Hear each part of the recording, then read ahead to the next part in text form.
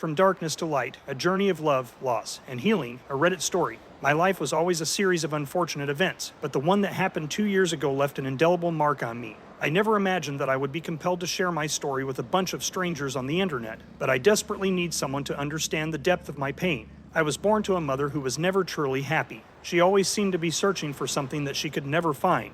My father, on the other hand, was a good man. He worked hard and did his best to provide for our family. As the years went by, my mother's unhappiness deepened, and she started drinking. Eventually, she left us without a word, leaving my father and me to pick up the pieces of our broken lives. My father did his best to raise me alone. He sacrificed everything for me, and I was grateful for his unwavering love and support. I got accepted into a good college, and I was determined to make him proud. But things didn't go as planned. I met a girl named Amy during my freshman year, and we became inseparable. We were young, in love, and believed that nothing could ever tear us apart. But life had other plans. I was blindsided when my father was diagnosed with stage 4 cancer. It was too late for any treatment, and he didn't have much time left. I decided to drop out of college to care for him, and Amy supported my decision. She even moved in with us to help me care for my father during his final days. My father's condition deteriorated rapidly, and it broke my heart to see the once strong man reduced to a shadow of his former self. He passed away peacefully in his sleep, with Amy and me by his side. As I held his cold hand, I couldn't stop the tears from streaming down my face. I had lost the only person who had ever truly loved me. After the funeral, Amy and I did our best to move on with our lives. I got a job to support us, and we decided to get married.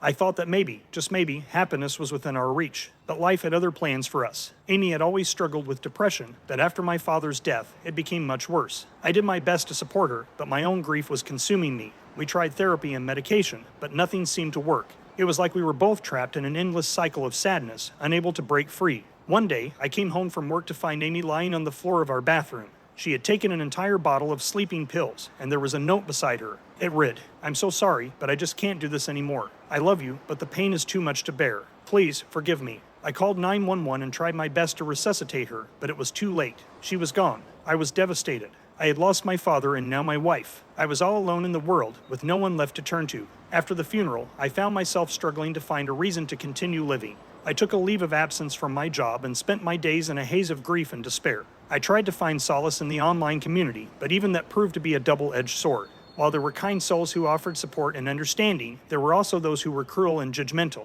The cruel comments only served to deepen my pain, and I began to question whether I was even worthy of happiness. The darkness that had enveloped my life threatened to consume me entirely. I tried therapy, but it felt like I was just going through the motions, unable to make any real progress. Every day seemed like a never-ending battle to keep going. Then, one day, I received a message from an old college friend named Sarah. She had heard about my situation and reached out to offer her support.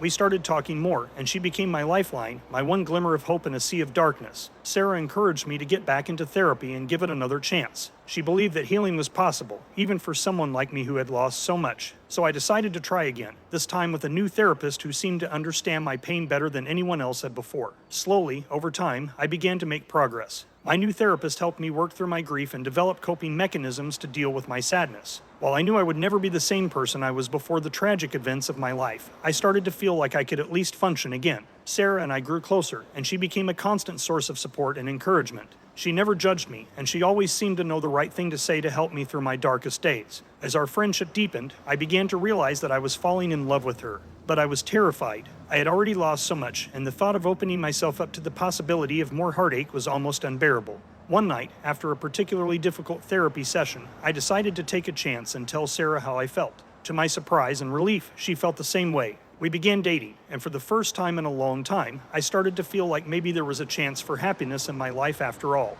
As we grew closer, I started to share more about my past with Sarah. She listened with compassion and understanding, never once making me feel judged or like a burden. It was during one of these conversations that Sarah told me her own story. Sarah's life had been marked by tragedy as well. She had been engaged to a wonderful man who had been killed in a car accident just months before their wedding. She had struggled with depression and grief, feeling lost and alone in the world. But she had managed to find the strength to keep going, and her experiences had given her an incredible capacity for empathy and understanding.